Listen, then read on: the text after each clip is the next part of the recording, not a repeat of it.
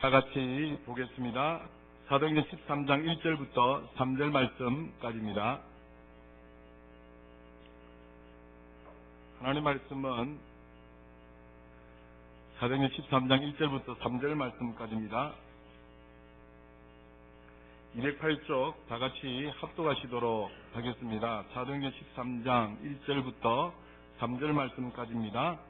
같이 읽습니다. 시작.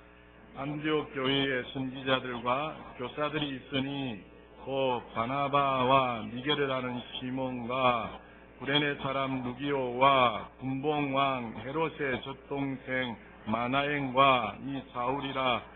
주를 섬겨 금식할 때에 성령이 이르시되 내가 불러 시키는 일을 위하여 바나바와 사울을 따로 세우라시니 이에 금식하며 기도하고 두 사람에게 간수하여 보내니라. 아멘. 오늘 말씀의 제목은 아버지의 마음을 어떻게 전할까? 아버지의 마음에 대해서 한 번 더 살펴보기를 원합니다. 하나님 우리 아버지의 마음은 잃어버린 영혼에게 있습니다. 다시 한번 말씀드립니다. 하나님 우리 아버지의 마음은 잃어버린 영혼에게 있습니다. 그 잃어버린 영혼이 교회 밖에 있는 사람이 될 수도 있고 또 교회 안에 있는 우리가 될 수 있다고요. 있습니다. 하나님의 마음은 우리 모두에게 있다라는 것입니다. 그런데 잃어버린 그 영혼을 향한 하나님의 마음이 어느 정도냐 하면 잃어버린 영혼을 뭐 하기까지요? 조금 전에 장로님 기도하신 것처럼 찾아내기까지 찾으신다는 겁니다. 누가복음 15장에 보면 이런 양의 비유, 이런 드라크마의 비유, 둘째 아들의 비유가 나옵니다. 이런 양의 비유, 한 마리 이런 양을 찾기 위하여서 어떻게 하느냐? 들에 나가서 찾아내기까지 들에 나가서 찾아다닌다는 겁니다. 잃어버린 한 드라크마를 찾기 위해서 어떻게 하느냐? 등불을 켜고 집을 쓸면서 부지런히 찾을 때까지 찾는다는 것입니다. 그것이 하나님 우리 아버지의 마음이시다. 이것이 하나님 아버지의 마음이며 이 아버지의 마음을 실천하는 것이 바로 선교다라고 말을 할 수가 있습니다. 선교의 정의에 대해서 여러분에게 말씀드리길 원합니다. 선교라는 것은 하나님으로부터 부름받은 사람들이 성령의 능력 안에서 지리적으로, 정치적으로, 문화적 그 경계를 다 넘어서서 하나님을 알지 못하는 자에게 예수 그리스도의 복음을 전하여서 주님의 제자를 만드는 것이 선교입니다. 다시 한번 설명해 드립니다. 선교라는 것은 하나님으로부터 부름받은 사람들, 누구겠습니까? 저와 여러분이라면 하나님으로부터 부름받은 저와 여러분들이 뭐 안에서요?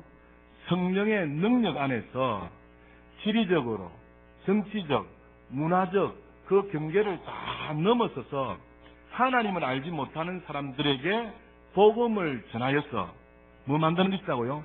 주님의 제자 만드는 것이라는 겁니다. 그래서 잃어버린 영혼이라는 것은 주님을 알지 못하는 사람들에게 복음을 전해야 되고 그 복음을 받은 사람들에게 주님의 뭘 만들어야 된다고요? 제자를 만드는 것이 선교라는 것입니다. 교회 안에 있는 사람도 마찬가지입니다. 예수의 복음을 전해 들은 저와 여러분들이 뭐가 되어야 된다고요? 주님의 제자가 되는 것. 그것이 선교다라고 이야기합니다. 그래서 선교는 쉬운 말로 전도를 다 포함하는 일입니다. 지리적으로, 정치적으로, 문화적인 그 경계를 다 넘어서 예수 믿는 사람들이 예수 믿지 않는 사람들에게 복음을 전하여서 제자 만드는 것이기 때문에 그렇다는 겁니다. 그래서 선교는 지금 안민동도 선교 지역이 아닐까요? 선교 지역이다. 창원도 아니다. 맞아요. 선교 지역이라는 겁니다. 경상남도, 대한민국 온 지역과 열방을 다 통틀어서 뭡니까? 선교 지역이다라고 우리에게 교훈해주고 있더라라는 사실입니다. 그래서 예수 믿는 저와 여러분들이 아버지의 마음을 실천하는 그곳이 뭐가 된다고요? 바로 선교지라는 겁니다. 그렇게 아버지의 마음으로 지역을 초월하여서 문화를 초월하여서 또 정치를 초월하여서 예수 그리스도의 복음을 전파하고 주님의 제자를 만들어가는 그것이 선교다. 자, 그렇다면 우리도 선교다, 선교지가 아닌가요? 선교지가 될 수 있습니다. 뭐가 될 때까지요? 주님의 제자가 될 때까지. 주님의 제자가 될 때까지. 그래서 아버지의 마음을 품고 그 아버지의 마음을 실천하는 우리 모두가 다 되어야 될 줄 믿습니다. 그러면은 어떻게 하는 것이 아버지의 마음을 실천하는가 하는 것인가, 그것을 오늘 살펴보기를 원하는 것입니다. 오늘 말씀의 배경은 안디옥 교회에 대해서 소개하고 있습니다. 안디옥 교회가 어떻게 하여서 복음을 전해들었는가, 이것을 말씀드리기를 원하는 겁니다.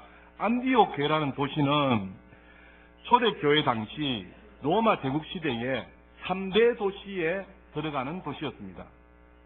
그 대표적인 도시가 로마였습니다. 두 번째로는 알렉산드리아였습니다. 애굽의 이집트의 알렉산드리아. 세 번째는 이 시리아에 있는 바로 안디옥이었더라라는 것입니다. 이 안디옥에는 인구 50만 명이 당시에 살았습니다. 그리고 위치적으로는 예루살렘 중심하여서 위쪽으로 위치하여 있었습니다. 그리고 이 안디옥은 당시에 동서양이 만나는 중심에 있어서 서로 교역의 중심지로 있었습니다.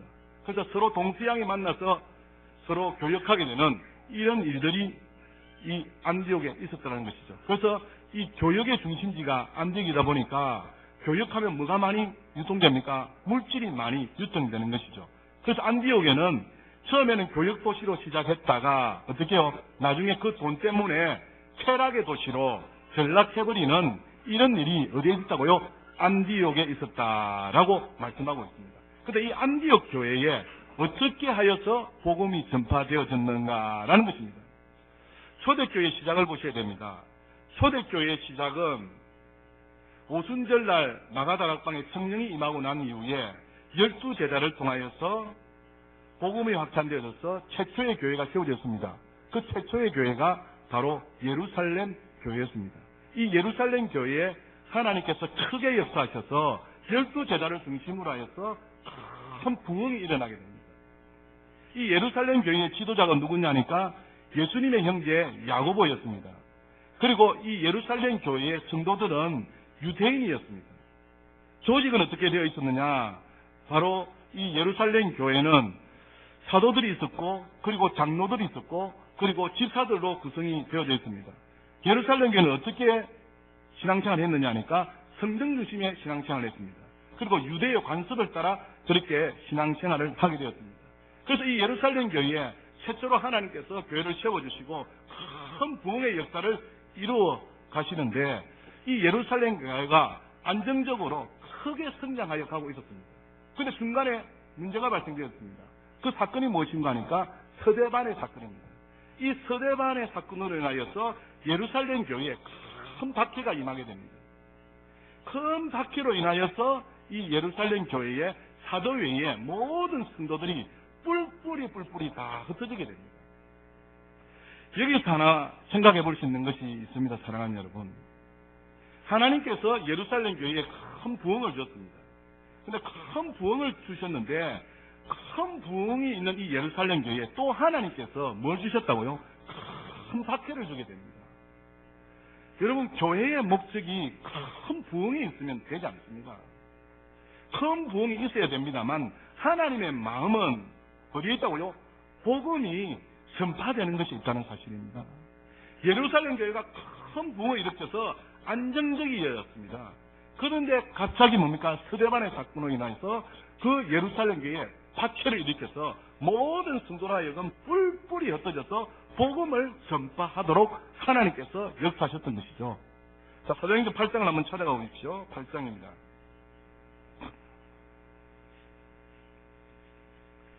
사도행전 8장 1절을 한번 보십시오. 바울은 그가 죽임당함을 마땅히 여기더라, 이렇게 말씀합니다. 바울은 그가 누굽니까?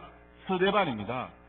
서대반이 죽임당한 것을 바울이 마땅히 여기고 있었더라 말씀하면서 밑에 그때에 예루살렘에 무슨 일이 있었느냐? 예루살렘에 있는 교회에 뭐가 있었습니까?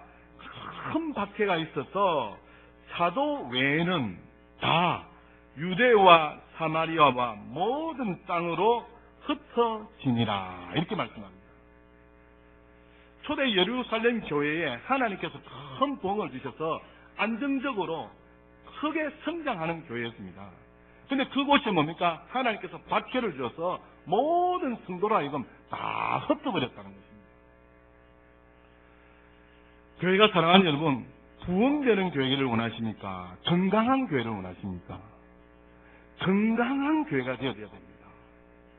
건강한 교회를 위해서 하나님께서 지금 큰 부흥한 이 예루살렘 교회를 위해서 박해를 일으킨 것입니다.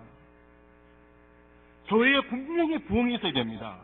이 부흥도 무엇을 위해서요? 주의 복음 전파를 위해서 있어야 된다는 겁니다. 하나님은 하나님의 마음이 땅끝까지 전파되기를 원하시는 것이 우리 아버지의 마음이라는 겁니다. 그래서 부흥이 목적이 되어서는 되지 않습니다. 부흥은 주의 복음을 전파하기 위한 수단이 되어야 된다라고 말씀하는 것입니다. 그래서 이렇게 예루살렘 교회에 박해가 있게 되었고, 이때에 흩어진 성도들이 어떻게 하느냐? 11장을 한번 넘어가 보십시오. 8장에는 빌립이 사마리아의 복음을 전하는 일이 있었고요. 11장에 보면 19절 보십시오. 11장 19절에 보면 그때에 스데반의 일로 일어난 뭐에? 환란으로 말미암아 뭐랍니까? 흩어진 자들이 뭐라고요? 베니게와 구브로와 안디옥까지 이르러 유대인에게만 말씀을 전하는데 이렇게 말씀합니다. 예루살렘 교회에 큰 부흥이 있었습니다만 그 가운데 박해로 인하여서 모든 사람들이 흩어지게 됩니다. 흩어져서 어디까지 이르느냐? 베니게와 구브로와 안디옥까지 이르게 됩니다. 그곳에 이르러서 뭐랍니까? 누구에게 말씀 전한다고요? 유대인에게만 말씀을 전하였더랍니다. 하나님이 유대인에게만 말씀을 전하라 하셨을 거냐? 아니라는 것이죠. 예루살렘 교회의 구성원들은 유대인이었습니다. 유대인만 있었습니다.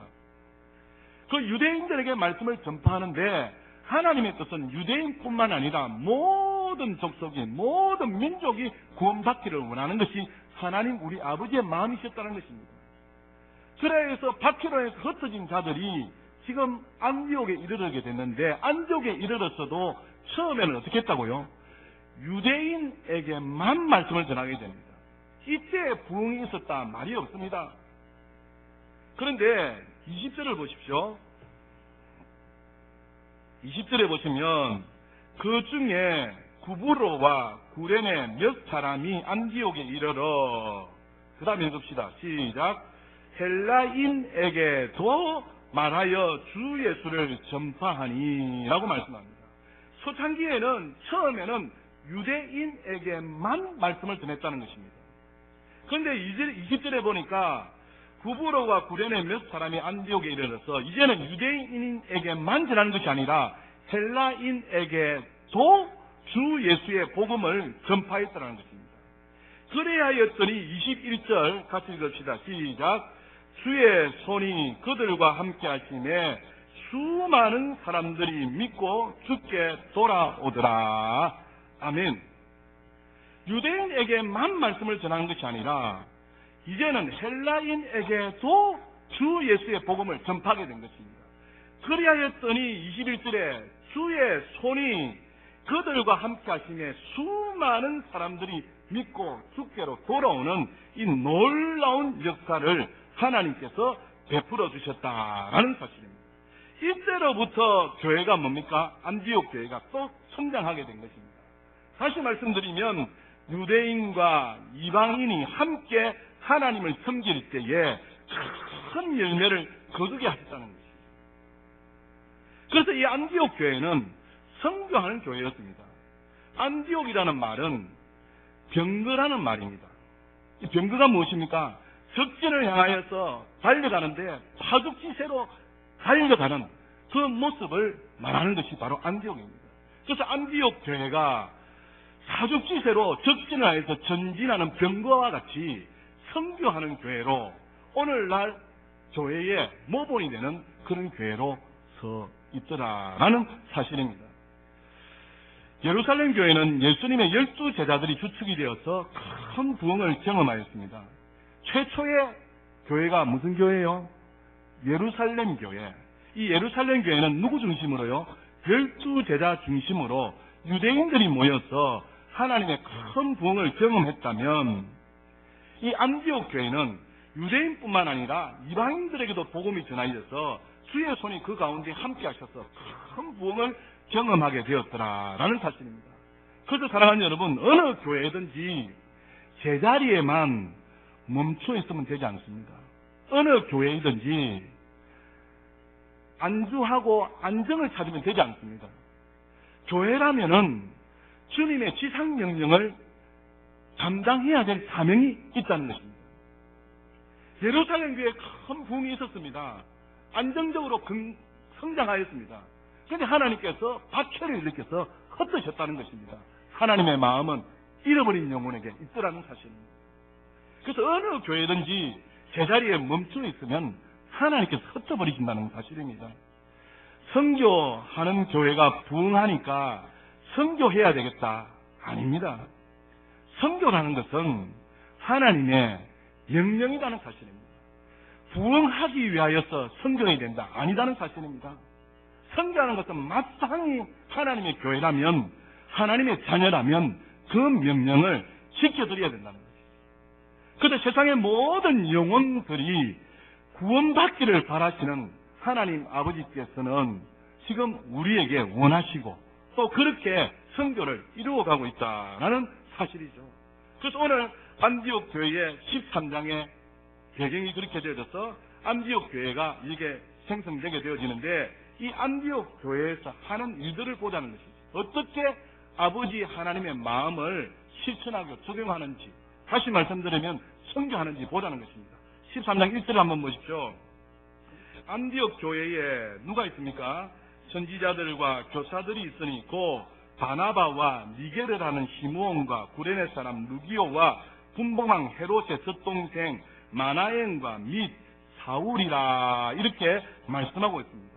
아버지의 마음을 어떻게 실천해야 되느냐, 다시 말씀드리면 선교를 어떻게 해야 되느냐, 1절에 보니까 이 안디옥 교회에 바나바도 있고 시몬도 있고 루기오도 있고 마나엔도 있고 사울이 있다, 이렇게 일부러 적시하고 있습니다. 기록하고 있습니다. 왠지 아십니까? 이 안디옥 교회에는 유대인도 있었겠지요. 바나바나 사울이나 유대인도 있었는데 또 시몬이라는 자가 있는데, 시몬 앞에 무슨 말이 붙습니까? 1절 한번 보십시오. 예, 니게르라 하는 시몬이라고 이야기합니다. 니게르가 무슨 뜻일까요? 아멘, 할렐루야. 니게르, 니그로라는 뜻입니다. 니그로가 뭐예요? 흑인이라는 뜻입니다. 유태인만 있었던 것이 아니고 흑인도 있었다는 것입니다. 안디옥 교회에. 그리고 구레네 사람 루기오. 안디옥은 시리아에 있습니다. 그런데 구레네 사람 루기오는 리비아 사람입니다. 그러니까 다른 지역 이방인의 사람이다, 이 말입니다. 그리고 분봉왕 헤롯의 젖동생 누구의 마나엔이라고 합니다. 천한자가 아니라 왕족의 자녀라는 것입니다. 그러니까 빈부귀천이 없다는 것이죠. 그리고 누가 있다고요? 사울이 있더라, 이 말입니다. 다시 말씀드리면 아버지 하나님의 마음을 어떻게 실천할까? 선교는 어떻게 해야 되는 것인가? 지금 빈부귀천할 것 없이 모든 인종, 흑인이든 유대인이든 백인이든 다 모여서 있는 곳이 어디입니까? 지금 안디옥 교회다라고 말씀하는 것입니다. 이 말은 무엇입니까? 이 안디옥 교회가 얼마나 예수님의 사랑 안에서 하나가 되었는가를 볼 수 있습니다. 흑인이 있지요, 백인이 있지요, 유대인이 있지요, 이방인이 있지요, 왕족이 있지요, 선한자도 있지요. 그래서 이 안디옥 교회에 빈부귀천을 떠나서 다 각종의 사람들이 총망라해서 모여 있는 곳이 바로 안디옥 교회에 있다는 거예요. 이만큼 예수님 안에서 뭐가 충만했더라요? 사랑이 충만했더라라고 말씀하는 것입니다. 예수님의 마음을 어떻게 실천해야 되느냐? 사랑으로 해야 된다는 겁니다. 선교를 어떻게 해야 되느냐? 사랑으로 해야 된다는 것입니다. 선교하는 사람을 보십시오, 여러분. 선교하는 사람은 세상을 품어야 합니다. 열방을 품어야 합니다. 선교하는 사람은 넓은 마음을 가진 사람들입니다. 그래서 선교하는 교회와 선교하는 사람들을 특징이 있습니다. 그 특징이 무엇인가 하니까 마음이 많아요. 넓다는 것입니다. 선교하는 교회, 선교하는 사람은 열방을 품으니까, 모든 민족을 품으니까 마음이 어떻다요? 넓다라고 말씀하는 것입니다. 그래서 인종과 신분과 빈부와 국경과 언어와 사상과 종교의 벽을 뛰어넘어서 오직 주의 복음을 위해서 달려가는 그런 사람들이 하나님의 마음을 품은 사람이에요. 그런 교회가 선교하는 교회다라고 말씀하는 겁니다. 여러분, 일본에 선교사들이 참 많이 가 있습니다. 그런데 각국의 선교사들이 일본에 많이 가 있는데 일본에 어떤 선교사가 제일 많이 가 있는지 아십니까? 어떤 나라 선교사가? 바로 한국 선교사들이 제일 많이 가 있습니다.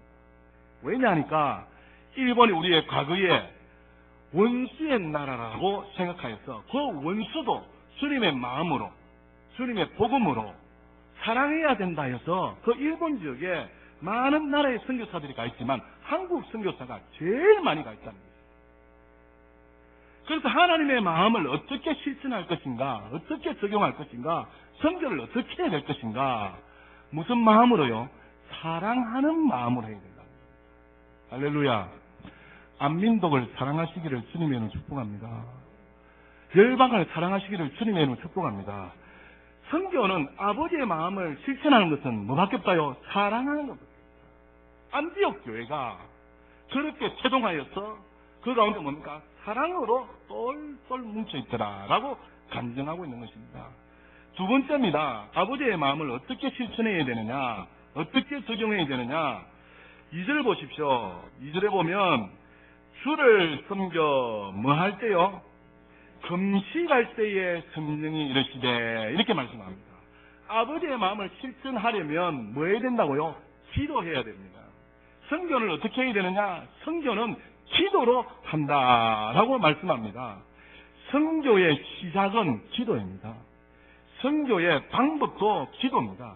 기도 없이는 불가능하다라는 것입니다. 물질이 없어 선교 못한다고요. 기도가 바로 뭐다요?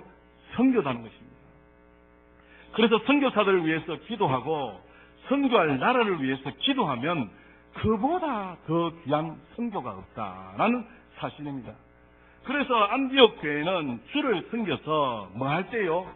금식할 때에 성령이 말씀하시게 된 것입니다.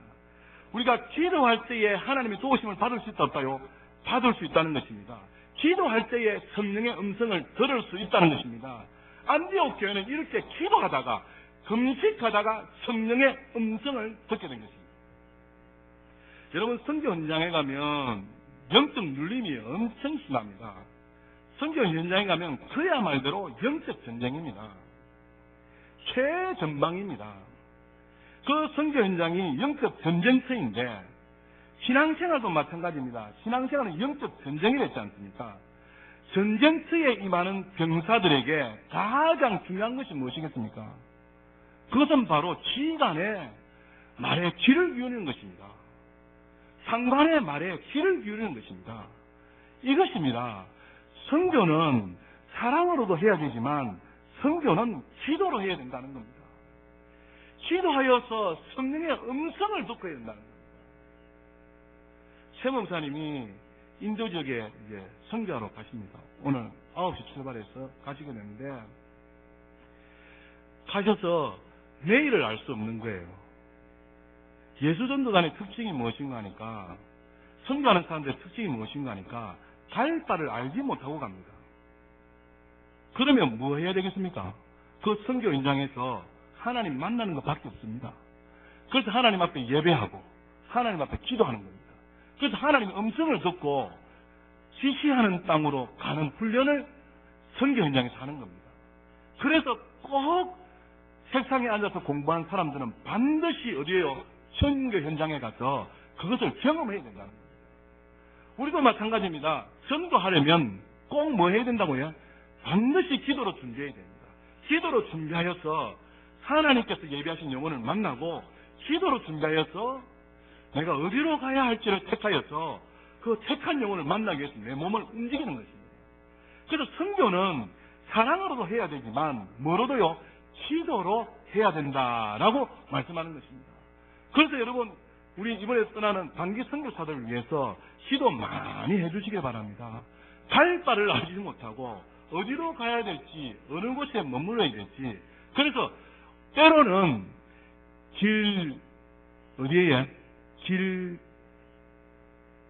바닥에 주무시기도 한다는 거죠. 그래서 돗자리도 가져가고 바닥에 주무시려니까 그게 뭡니까? 다른 그 바닥에 살 수 있는 조건들을 갖추어서 그렇게 출발하게 된다. 그래서 선교라는 것은 아버지의 마음을 실천하기 위해서는 우리가 하나님 앞에 뭐 하는 것이다요? 기도하는 것이다. 그래서 선교는 사랑해야 될 뿐만 아니라 선교는 뭐 해야 된다고요? 기도해야 된다라고 우리에게 가르쳐주고 있는 것입니다. 그 다음입니다. 2절 다시 한번 봅시다. 주를 섬겨 금식할 때에 성령이 이르시되 내가 불러 시키는 일을 위하여 뭐랍니까? 바나바와 사울을 따로 세우라 이렇게 말씀합니다. 초대 예루살렘 교회에 파티가 있게 됩니다. 그 파티로 인하여서 많은 성도들이 흩어집니다. 안디옥에 이르렀어도 이제 이방인에게도 헬라인에게도 주의 말씀을 전하니까 주의 손이 함께하여서 많은 사람들이 돌아오게 된 것입니다. 그래서 이 보고가 예루살렘 본회로 올라가게 된 것이죠. 그래서 예루살렘 교회에서 누구를 파송합니까? 이 안디옥 교회도 믿는 자들이 이렇게 많이 생기니까 바나바를 파송하게 된 것입니다. 자, 11장에 넘어가면 있습니다. 11장 한번 보십시오. 11장 21절 보시면 주의 손이 그들과 함께 하시며 수많은 사람들이 믿고 주께로 돌아오더라. 22절에 예루살렘 교회가 이 사람들의 소문을 듣고 누구를 바나바를 안디옥까지 보내게 됩니다. 즉 이 바나바가 어떤 사람이냐? 24절에 바나바는 착한 사람이요 성령과 믿음이 충만한 사람이었습니다. 그러니까 안디옥에 교회를 세워서 지도자를 보내야 될 거 아닙니까? 그래서 예루살렘 교회에 지도자를 세우는데 그래서 뛰어난 사람을 보내야 될 거 아니겠습니까? 그 뛰어난 사람이 누구였다고요? 바나바였다는 것입니다. 착할 뿐만 아니라 성령과 믿음이 충만한 사람이었습니다. 그래서 바나바를 보내게 되었고 바나바가 보냄을 받고 난 이후에 어떻게 했느냐? 25절에 보면 사울을 찾으러 갑니다. 25절에 바나바가 사울을 찾으러 어디 갑니까? 다소에 가서 26절에 만남에 안디옥에 데리고 와서 메치스에 둘이 교회에 몇 년간이에요? 1년간 모여 있어 큰 무리를 가르치게 됩니다. 그래서 제자들이 안디옥에서 무슨 소문이 나느냐 하니까 비로소 누구다고요? 그리스도인이라는 소문이 들려지게 된 것입니다. 그래서 이 안디옥 교회에 지금 누구가 바나바와 바울이 파송이 되어서 목회를 하고 있는 가운데 있습니다. 그런데 이 안디옥 교회에서 백성들이 금식하면서 하나님 앞에 기도하는데 성령의 음성이 들리기를 이 바나바와 사울을 따로 세우라는 것입니다. 여러분 한번 생각해 보십시오. 안디옥 교회의 지도자입니다. 바나바와 이 사울이 바나바만큼 사울만큼 뛰어난 사람이 없었던 것이죠. 그래서 그 교회에 지도자가 있는데 그 교회 지도자를 따로 세워서 선교사로 보내라는 겁니다. 여러분 아무리 다른 곳에 모셔가려고 해도 내놓을 수 없는 사람들이 누굽니까? 교회 지도자들입니다. 바나바와 사울이 교회에 누구다고요? 지도자는 예를 들어서 여러분이 우리 교회에서 저기 지방에 교회를 하나 개척했다 이랍시다. 개척 교회가 있으면 거기에 그 담임을 파송해야 되는데 담당 교육자를 파송해야 되는데 우리 조광영 목사를 보냅시다. 이게 쉬운 일입니까? 전혀 가라 이 말입니까? 교회의 지도자를 여러분, 교회가 세워졌는데 교회 지도자가 목회를 하고 있는데 이 교회 지도자를 보내어서 그 개척 교회에 그 교회를 일굽시다 한다는 게 쉬운 일입니까? 아닙니다. 지금 안디옥 교회에 예루살렘 교회에서 뛰어난 사람을 파송해서 안디옥 교회를 지금 일궈가고 있는 가운데 있습니다. 1년 정도 목회를 하고 있는 가운데 있습니다. 오신 지 1년밖에 안 됐다는 겁니다. 그런데 성령이 말씀하시기를 이 바나바와 바울을 따로 세우라는 것입니다. 그래서 이 바나바와 바울을 선교사로 파송이라는 것입니다. 안디옥이 아니라 이제 이방인의 선교를 위해서 파송이라는 것입니다. 무슨 말입니까? 안디옥 교회는 희생할 각오를 가지고 있는 겁니다. 무엇을 위하여서요? 하나님의 나라를 위하여서요. 이것입니다, 사랑하는 여러분. 아버지 하나님의 마음을 어떻게 실천할까? 우리가 무슨 마음이 되어 있어야 된다고요? 희생할 마음이 되어 있습니다. 희생할 각오가 되어 있어야 된다는 겁니다.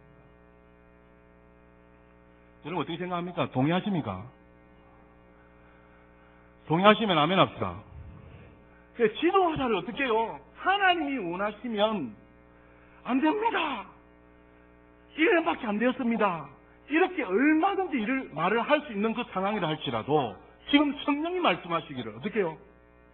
이 바나바와 이 바울을 따로 세워서 이방인들의 선교사로 파송이라는 것입니다. 다시 말씀드리면 안디옥 교회가 희생할 각오를 가졌다. 희생할 각오를. 이것이 바로 교회를 교회답게 하는 것이다. 할렐루야. 그래서 선교는 희생입니다.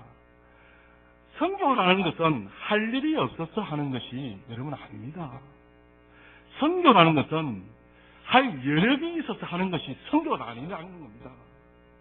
할 여력이 없어도 하나님이 시키면 해야 되고 할 일이 있어도 하나님이 또 그것을 시키면 해야 되는 것이 뭡니까?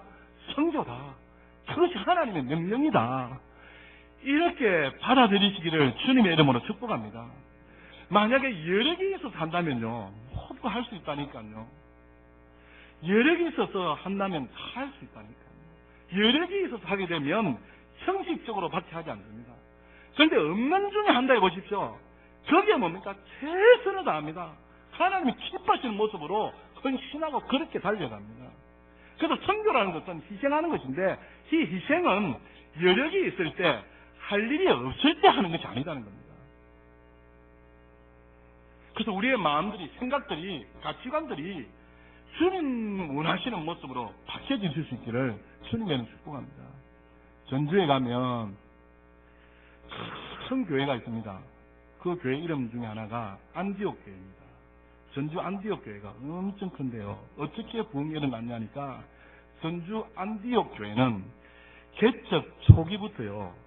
교회 재정의 대부분을 어디에 쓰냐니까 선교하는 일에 썼습니다. 교회 재정을 어디 하는 일에 썼다고요? 선교하는 일에 썼습니다. 그러면서 부러지던 게 무엇인지 아십니까?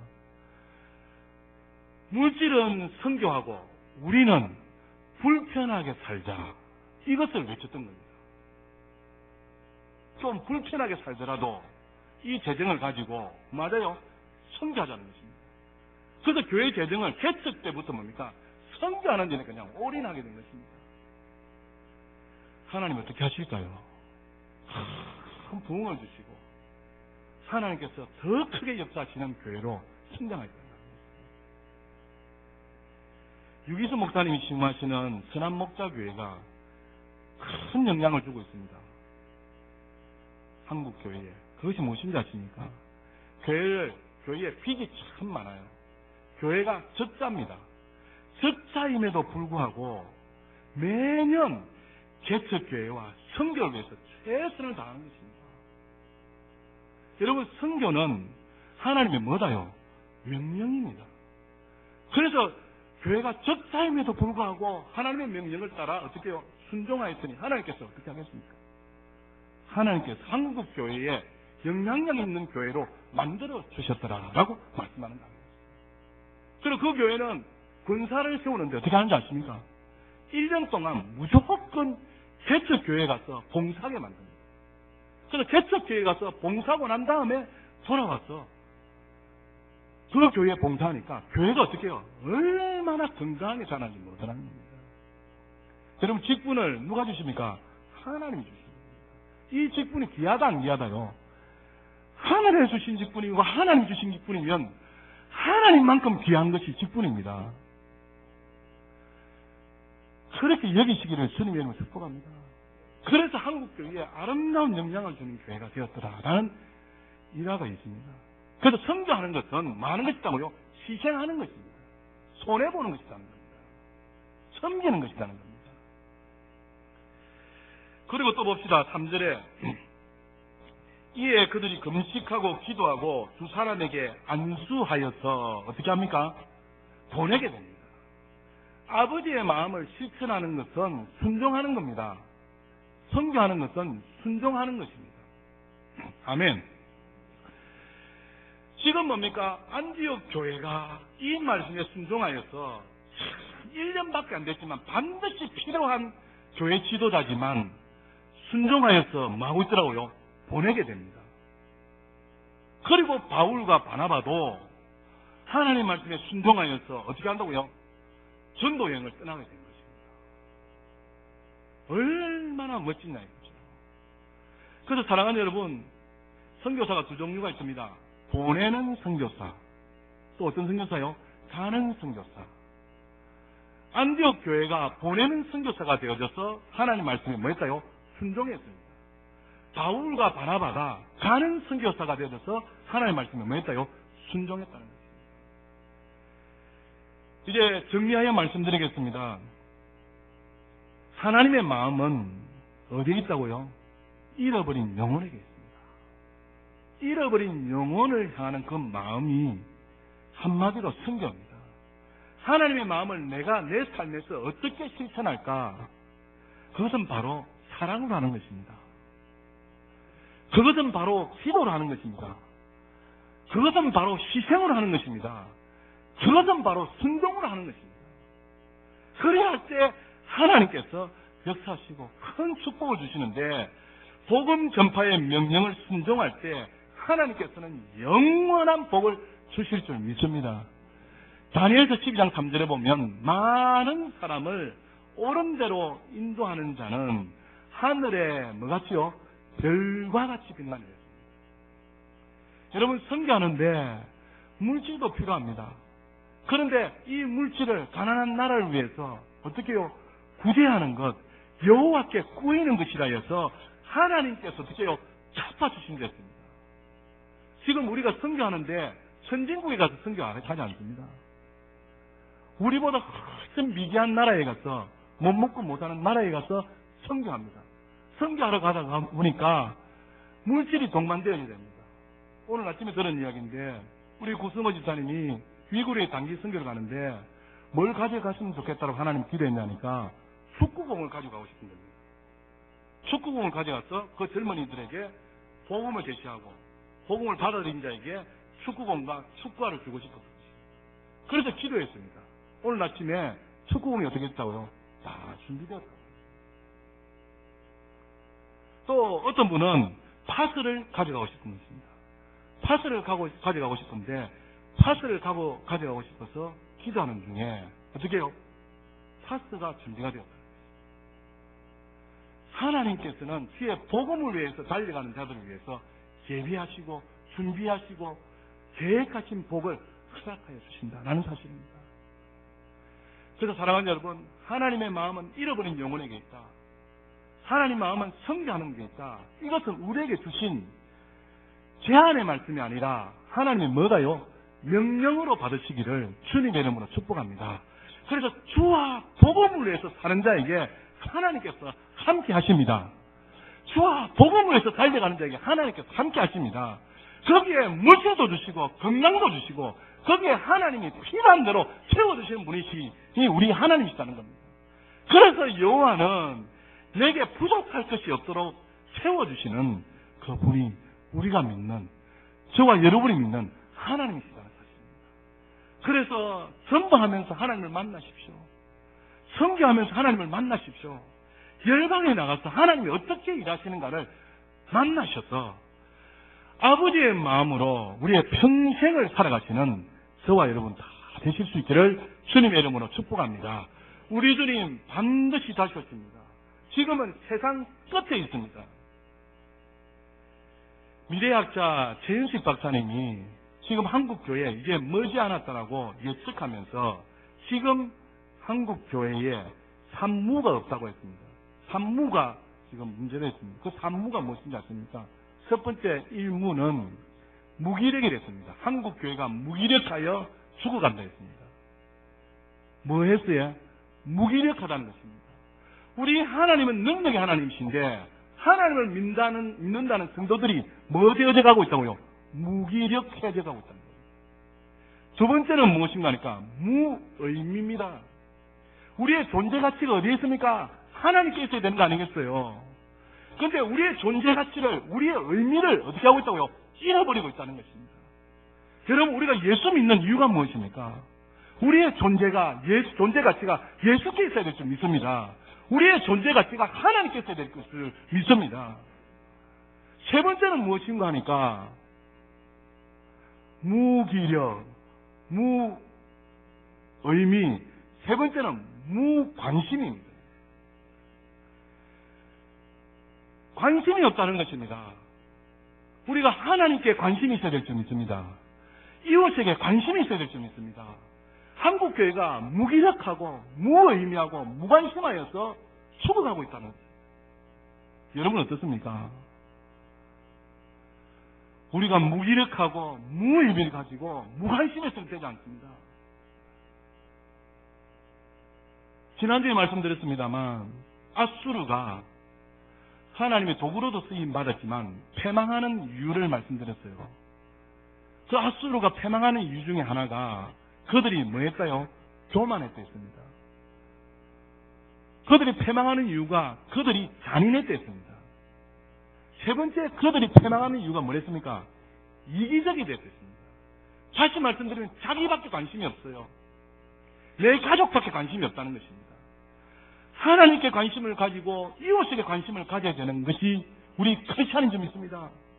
그런데 한국교회가 지금 무기력해지고 무의미하고 무관심하여서 지금 죽어가고 있다라고 미래학자 현식 박사가 이야기했다는 거예요. 그런 것 같아요.